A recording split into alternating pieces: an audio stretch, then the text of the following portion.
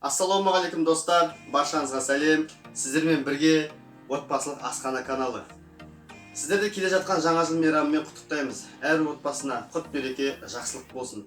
Достар, премьерде келтіргенімізде біздер екі видео түсіреміздер. Біреуі салат жөнінде, екінші десерт жөнінде. Салат жөніндегі видеоны біз каналымызға салған болатынбыз.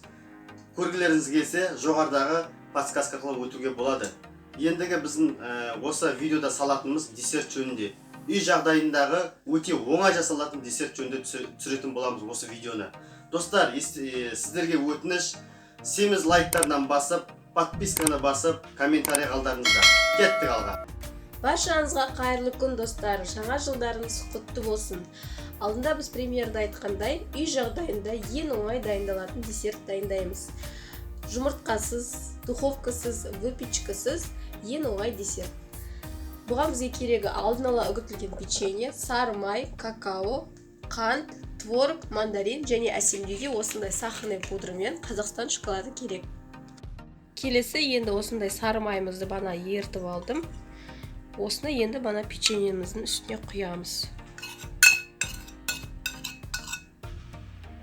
Содан кейін үстіне какао саламыз. Осыны жақсылап араластырып, бір масса шығарамыз. Біздің десертіміз дайын. Осындай оқтаумен тегістеп алсаңыз болады, жақсы шығады.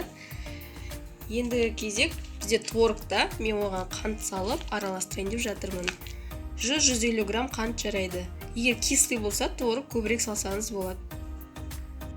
Ары қарай осы десерттің ішіне біз банаға қант араласқан творогымызды жағамыз. Сосын осының үстіне мандаринді салып тегістеп рулет қылып ораймыз. Келесі енді мандариніміз қалды. Мандаринімізді алдын ала ашып алдым. 6 штук кетеді. Осындай бана былай диагональ былай тұрса, енді кішірек өзіңіз қалауыңыз бойынша жасауға, бірақ маған өзіме осылай ыңғайлы. Осыны бана бас жағын кішкене орын қалдырамыз. Орауға қазір керек, рулет қылып. Содан кейін осылай мандаринімізді саламыз. Менде 5 мандарин кетті.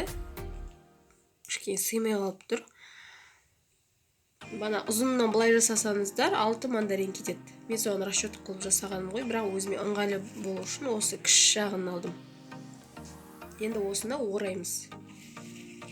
Міне жайлап осылай көтереміз. Пленкамызды көріп тұрғаныздай етіп осыны ораймыз. Ары қарай біздің осы рулетімізді міндетті түрде 2-3 сағатқа холодильникке қойып алу керек. Өйткені өте жұмсақ болып тұрады ораған кезде. Мынау холодильниктен шыққан түрі осы қатып тұр.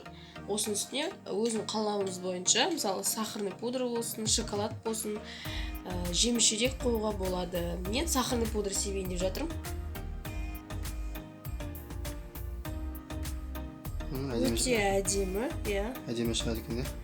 Осының үстіне шоколадпен қазір әсемдеймін. Ендігі ары қарай осындай пергаментный қағазды аламыз да, осындай 3 бұрышқа, мысалы, осындай 4 бұрышты етіп, қолымызға ораймыз сол кезде. Қандай форма шығатын. Осының ішіне банаға біз шоколадты ертіп алдық водяной баняға. Осын шоколадқа сықыттай сары май қосып жібердім. Осыны банаға мешочыққа құйып алам. Ал міне біз шоколадымызды әсемдейін деп жатырмыз.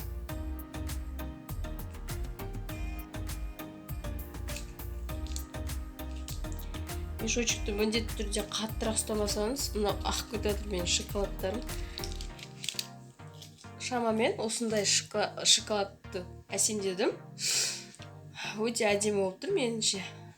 Егер сіздерге осы рецепт ұнаған болса, міндетті түрде жасап көріңіздер. Қазір ортасын кесіп, сіздерге көрсетейін осы жерден.